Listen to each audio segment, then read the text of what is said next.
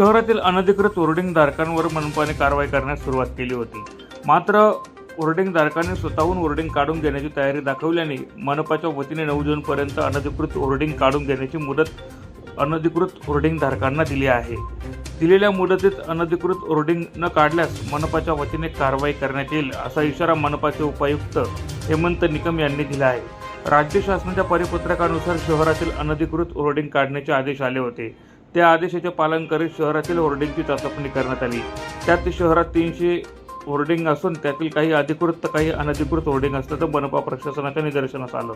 याबाबत मनपा प्रशासनाच्या वतीने कारवाई सुरुवात झाली होती. मात्र होर्डिंगधारकांनी स्वतःहून होर्डिंग काढून घेण्याची तयारी दाखवल्याने 9 जूनपर्यंत अनधिकृत होर्डिंग काढून घेण्याची मुदत देण्यात आली आहे.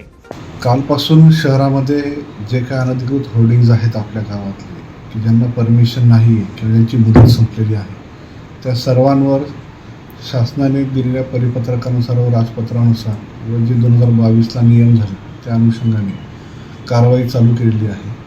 त्या अनुषंगाने आपण काल आपली मोहीम चालू केली होती, परंतु जे होर्डिंगधारक आहेत त्यांनी स्वतःहून आदरणीय आयुक्त मॅडम यांच्याशी चर्चा केली व आम्ही स्वतःहून होर्डिंग काढून घेतो, त्यामुळे आमचं नुकसान होणार नाही या स्वरूपाचं निवेदन आणि एक चर्चा केल्यामुळं त्यांना दिनांक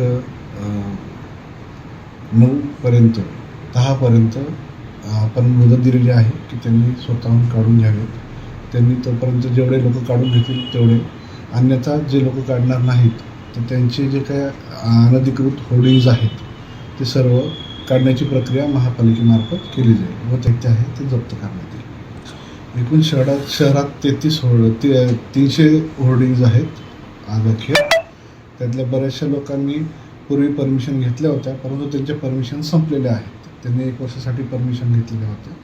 त्यामुळं जेवढ्यांकडे डॉक्युमेंट असतील की ज्यांच्या परमिशन्स आजतागायत आहेत, जर नसतील परमिशन्स तर तेही अनधिकृतच आहेत, ते सर्व होर्डिंग आपण काढून घेऊ. प्रतिनिधी सुनील निकम, माझा महाराष्ट्र न्यूज, धुळे.